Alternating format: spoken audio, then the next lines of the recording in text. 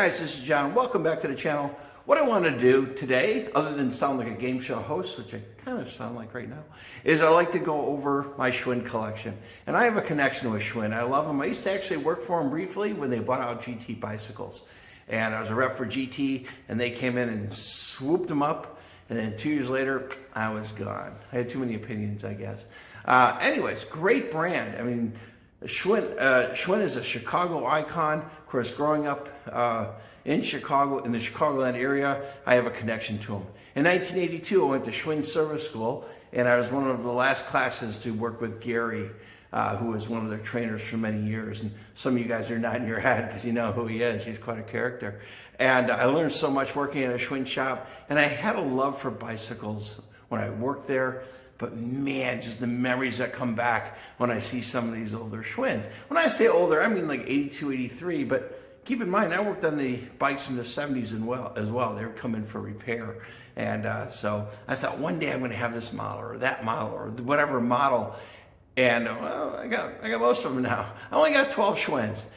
Only, I know you're laughing. But we're gonna start with the oldest, work our way up to the newest, give you a little bit of background on it. And once again, please put your comments below if you have something to add. I'd really love to hear it. You probably have many of you have more knowledge than I do on this. So let's get to the first bike. All right, the first bike in the collection is a 1971 Schwinn Super Sport. Very unique bike because there's fillet brazed with chromoly tubing, unlike the Varsies that were much heavier. And this is still a heavy bike because it has that one-piece crank on there, which is very, very heavy. It's custom done. It should have downturn bars, but instead I put Taurus style bars on it. Check out the Brooks sprung saddle on there. And the wheels, of course. Campagnolo Novo Tipo hubs with some Wolber M58 ribs. And it's set up for just cruising the neighborhood. And I love it. Now the next bike in the collection is a 1972 Schwinn Paramount in chrome. Can't say it's a rare bike. They made a lot of them. That was during the bike boom. But what I really love about it is they kept the quality in the lug work and in the brazing work and such. Beautiful bicycle. Let's go over it briefly. Now, as I said, this bike isn't rare. There's plenty of them out there, but I really love it. The first time I visited a friend at Amling Cycle and Fitness, John Amling. He had one of these on his wall, and I just thought it was the coolest thing in the world. And of course, they use the full Reynolds tubing. They use the Nervex lugs, which are really sharp. And when I got this bike, all I did was polish it and add new decals. Some people would say that's cheating. I say it's blinging. I dig it. Full Campagnolo group. And you can tell I ride this one because it's got the clipless pedals on it. You know, Nova Record cranks, derailleurs, and so. This one did have the side pull option. Now the side pull option, I think, was $50 more. Correct me if I'm wrong, but you had mostly center pulls on these things. Beautiful bike, great shape. You know, relace the wheels, concave rims that are apropos for its time, and you could build this thing lighter with sew-ups, and that was an option as well. Got a Brooks saddle, Ginelli bar and stem that are not period correct, to be quite honest with you. And of course the aftermarket hoods. But a beautiful bike. And that's from 72. The next model is from 1973. It is the Schwinn World Voyager. Now my understanding was that these imports were coming in from France, from England. They're very competitive, very lightweight, and they need something at a better price point than they had with the Schwinn Paramount. And this was the answer. My understanding is it retailed for about $274. Which was a lot of money back then, and I think the Paramounts were in the mid to high threes. And this is beautiful. It is made in Japan. It's made by Panasonic. As a matter of fact, you could find this same exact bike, identical, with Panasonic decals on it. I saw one last year. I almost purchased it, but I didn't. I really should have. And I really love this bike because it has a first generation Dura stuff on it, including the crane derailleur, or in this case, it has the Latour derailleur on it, which is very similar. And large flange hubs, array of box rims, and it has the seamless saddle, which is stock. Now this bike came in 3 colors. It came in orange, opaque blue, and also came in yellow. These bikes were gorgeous. They had chrome lugs, and this was painted. Opaque blue is painted over the chrome. And to find one without the paint shriveling off it is quite a feat. The work on these were gorgeous, even though they're made in Japan, which actually, there's not many Japanese-made frames that were bad. These were awesome. As you can see, it's in beautiful condition, like new, very few miles on it, and I love it. It's just crazy. Center pull brakes. I believe that's the stock seat post. Correct me if that's wrong. Diacomp stem, or Grand Comp stem, I'm sorry. Beautiful bike. Let me show it to you in orange. And here's the orange version of that as well. It's the same exact bicycle. This one does have a Brooks, which was not stock. But yeah, this is actually the first vintage bike I've ever purchased. I purchased it 31 years ago at Budget Bicycle in Madison, Wisconsin for $150. The next model here is a 1978 Schwinn Volare. Now this bike here is, some people call it a baby Paramount. They call the Schwinn Superior that as well. This was also made in Japan. It was also made by Panasonic. And what made this bike unique was the fact it had Reynolds tubing. Compared to the predecessors before it, check this out. You actually had a really cool looking fork crown that's chromed with Reynolds tubing. You had a full Reynolds tube set on this bike, which is fairly unique for a Japanese-made Schwinn. Now this does have the Dura-Ace as well, the crane rear derailleur, but this one actually had the Dura-Ace brakes and the Dura-Ace hubs. And you're thinking, wait a minute, why in the world do you have the stupid reflectors on this thing? Well, it's a time capsule, that's why. This bike here belonged to Sunbalm Cyclery in beautiful Joliet, Illinois, and it belonged to the owner's daughter. It was bought for her in 1978, and I think maybe, possibly, is ridden 2 or 3 times. It has the original tires on it. As you can see, the Super Sport tires, and they are beat and worn. The hoods, of course, are gone. I'd like to find some replacements, to be quite honest. But I left it as a time capsule. It doesn't fit me. I can't ride it, but it's gorgeous. I love it. Next bike in line is a 1980 Schwinn Voyager 11.8, and I have a connection with this bike. I just love it. I started working at a Schwinn store in 1982, and at the time I owned a Schwinn Latour. Then all of a sudden the Schwinn special sheet came out, and they're closing out chrome Voyagers at a wholesale cost of $200. Well, guess who had to buy one? I was a kid, I was broke. My boss helped me get it, to be quite honest, and had to pay him back. And here we go. This is also a Panasonic bicycle, I believe, made in Japan. And it was my favorite bike. I mean, it's just such a cool bike. All these kids had these chrome BMX bikes at the time, and I was 16. I wasn't into that. So I took one of these, and I bought chrome spokes, and I blinged it out, polished the rims. I even liked bling back then. I believe they made this same model for a couple of years, because I got mine in 1982, and this is a 1980 model. And beautiful Tangy fork, all chrome, the 4130 chromoly tubes. Bought from Richard Schwinn in Palos. And as you can tell, I don't think this thing has any miles on it either. Original Schwinn tires.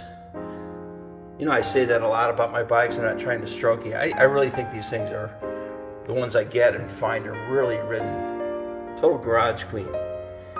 And it had a unique shifting system. It's called Shimano Altus. There's a little bit of free play in the lever. And you had some spring action down here on the cable with a Uniglide chain system. And there's also the first cassette. Yes, boys and girls, that is the first Shimano 6-speed cassette. Super maxi cranks. They use this exact crank for BMX bikes.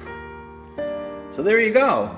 You'll see this again. I'm going to have to change the tape to cloth. I have a different saddle for it and some toe clips and straps.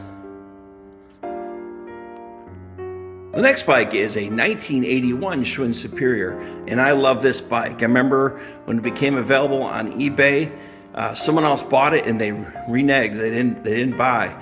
So I got this notice and I had to right away purchase it. Got it for $700. I put about $300 into it, and it's sharp. As you see here, this is actually a Paramount frame. It's got the Nervex lugs. It's got the Reynolds tubing on the frame, but the fork is actually a Tangy fork. And unlike the Paramount, they downgraded it to the Grand Sport group. You got Grand Sport brakes, hubs, cranks and derailleurs. This one is upgraded to a Nova record. Also too, I changed the freewheel. It's got a Regina freewheel 5-speed along with the Sachs chain. Now I don't know what your favorite chain is, but I love the Sport chains. Beautiful bike. Now this one belonged to a local racer. His name is Ed Kron, or Kron, K-R-O-N. Correct me if you want to in the comment section. He was a local racer here, and he raced for George Garner. And this bike was actually bought at a George Garner store called the Cyclery in Lake Zurich, Illinois. I'm excited to have it. I later learned that I believe it was his aunt wanted to buy this back, but I just couldn't let it go. This next bike is beautiful. It is a 1982 Schwinn Super Sport. And the Super Sport name has been used for quite a long time. As you can tell, my first bike was a Super Sport. There was nothing like this. This is another Japanese frame. Probably one of their best, to be quite honest with you. It is just a beautiful frame. This particular Super Sport is set up more like a touring bike. You have your triple crank, your SR crank, your cyclone derailleurs. It's a 5-speed New Winter freewheel. And this thing is great. Once again, very few miles. It's iconic just because the racks are pretty cool. This particular rack is really neat. You have to put it together. And when I bought the bike, the front rack was on. The rear rack was not. And I figured, you know what? I'll go find one. Now here's what's funny. The place I bought it from in Sycamore, Illinois, actually had that rack in the rafters, and it did not belong to this bike, and it just happened to fit. This is a frame size specific rack. So I lucked out. He threw it in on a deal. I was so happy. SR seat post, SR stem and bar, and some aftermarket hoods. Beautiful bike, great shape, pretty much stock. I believe the whole bike. Now that very same year, they had a bike called a Super Sport SP, and it had some upgrades to it. And I remember selling these two bikes along with that Superior at the store I worked at. I started working at 16 years old at a Schwinn store in Streamwood, Illinois called Action Cyclery. And I wanted to recreate that front line of what they had, all the coolest bikes. And they had this bike, they had the Super Sport I just showed you, and the Chrome Voyager all in a row. And to me, that was just the bomb. I would sit there and look at them forever. This particular one is the same frame and fork as we had on the last bike with some upgrades. I pretty much lied to you. This does not have the same frame and fork. It has a different fork. It's got the upgraded crown, and it's got upgraded racks too that are not screwed together. The bike also came with the Cyclone 2 derailleurs. Why was it better? Because there's a 2. It probably wasn't better. A little bit, shinier front derailleur. Actually, the other front derailleur worked better. It did have the AT cranks by Sagino, which is actually an upgrade. And it did have the GC 500 brakes, which had a better polish, a little stiffer. But I love this bike. And this one's a rider. You can tell because I have the look pedals on it. Thinking about riding this bike on Ragbri. What do you guys think? Hey, the next bike is a 1984 Schwinn Paramount. Some of you are looking at this saying, no, John, it's an 83. Look at the decals. Nope, these things were custom made, and Jeff Crittenden, the owner of the bike, wanted the previous year decals. And of course, he got them. In 1984, these bikes were not just cookie cutter bikes. There are options. Check this out. Stainless steel lugs were an option. You had stainless steel braze-ons, cable guides, the braze-ons back here for the rack. You had custom pinstriping. They even put your name on it. That's Jeff Crittenden. He was the owner of the Village Peddler stores in the Chicagoland area. He has since retired, living in Florida. Hi, Jeff. Thanks for the bikes. Had the double drill large flange hubs, and much to my chagrin, a 27 by 1 inch Regina rim, which sucks because they're hard to find 27 inch tires of quality. Campagnola triple crank, totally cool, along with the Campy pedals, and something unique. Something totally unique. Look at that. It's a Super Arca derailleur with a long cage. Now that's how he sold it to me. And also when he sold it to me, it had a 57 tooth chain ring, could not get it to shift properly. So I don't think this bike, once again, was ridden much at all. But this bike is gorgeous. It has a Cinelli 1R stem, which is quite odd for a touring style bike. And also your sewn together leather handlebar wrap, which is gorgeous. And this bike, you can tell, there's no wear and tear on it. Just beautiful, just gorgeous. It's like new. If you find a scratch on it, I'd pay you. And look at this, ready? The saddle. Oh, look at the saddle. Oh, is that the copper rivets? Beautiful. Beautiful bike. All right. I've told you too much. Let's move on. Okay, the next bike is a 1988 Schwinn Paramount. This bike is awesome. I love it. I got it with the next Paramount that I bought and the one previous I just showed you, all from Jeff Crittenden and his collection.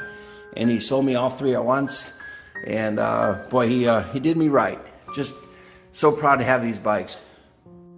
This is a 50th anniversary, but not the special edition. It started out as a white bicycle, but Jeff also gave me this.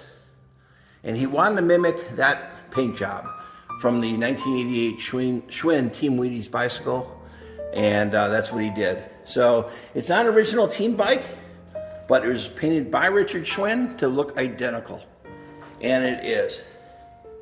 Beautiful stuff. You'd think it would have Wilbur rims with Wilbur written on the side, but that's one thing I think I'm going to change once I find out what was stock. Got the Condor saddle. Kind of an odd seat post for a full Dura-Ace equipped bike, but in beautiful shape. This one was ridden. Jeff said he's ridden it a bunch of times. Now I'm going to get rid of that Bio Disgrace and put some silver rings on that. I just got to find a nice source for that. You got the Wheaties bottle. And of course, like I said, it came with this and it came with this. I think this is so fun. Got the original jersey, gloves, and hat. I also have the helmet as well. Gosh, where is that thing? My last Schwinn. It's my last one. But it's also just an amazing bike. This is a 1988 anniversary edition, special edition, gold forked Paramount. Long description. And it's quite an odd bird if you take a look at it. This bike is new old stock, never been ridden. When I picked this bike up from Jeff, I noticed that the wheels weren't even dished properly or tuned properly. The bond bracket spindle was too short, amongst other things. So I knew this thing never saw the road. What made this frame set totally unique, of course, was the gold-plated Tangy forks. And I forgot how many they made. Was it 200? Leave in the comments section below if you know. Now this bike's a little bit polarizing. Why? Because of the parts. This is a Campagnolo C-Record first generation group with indexing that doesn't work. And the group is also anodized gold by a company called Gardine. And that was a frame builder and distributor up in Canada that did the plating. I'm sorry, not the plating, but did the anodization. What they didn't do is the plating. What Jeff did is he gold plated a lot of the small bits. The skewers, the small bits in the derailleur, those are all gold plated. Now back at the time, gold wasn't $1,500 an ounce. I think it was $350 or $400 an ounce. But yeah, it looks sharp. Unfortunately, over the years, it just kind of wore thin. And honestly, I think I ruined this because I tried polishing it not knowing that the gold would come right off. This bike is equipped with the Campagnolo Aero rims. I did change the tires to VeloFlex because the old ones that were on there were just plain rotten because it's been hanging in a store forever.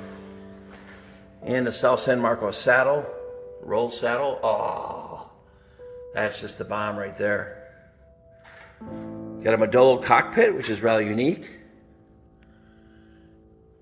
That was the thing back in the 80s. Modolo had some nice bars and stems. Also like more of an anatomical drop. And of course, as you can see, it's got the leather stitched wrap, which I love. Once again, 0 miles. So this is an awesome bike. It's one of my favorites out of my whole collection. Look at that. There is an individual video on most of these bicycles on my channel if you like to see. But yeah, this one's a complete winner. Pretty. Now, there are some bikes, guys, I'm missing. Maybe you could help me out. I'm looking for a Schwinn Voyager, not the 11.8, but the one with the cantilever brakes. And there's a couple of them. One was made in Japan. I think that's the earlier one. And I think it was a Voyager SP. Came in blue and maybe a couple other colors, but it was a Japanese frame. Beautiful bike, looking for one of those. What else am I looking for? Right, I got it, 2 bikes. A Schwinn Sports Tour from the early 70s, but it's gotta be minty. That bike is fillet brazed, chromoly tubes, but the Sports Tour had the smaller bottom bracket, unlike the Super Sport, the first bike I showed you. The next one is like a 78 Superior. It's gotta be minty. And they came in this brown color. It doesn't have to be brown, but I love one. And that also had the small European bottom bracket and such. So keep an eye out for that. I like to buy them in my size. It's usually 23 or 24 inch. I can't do the 22, too small. So, hey, once again, thanks for watching. Please like, subscribe, share everything, yada, yada, yada. Leave your comments below. Tell me what your favorite Schwinn is, and we'll talk about it. I answer all of my texts that people send me. You send me something, you make a comment, I'm on it. I appreciate it. Thanks so much for watching.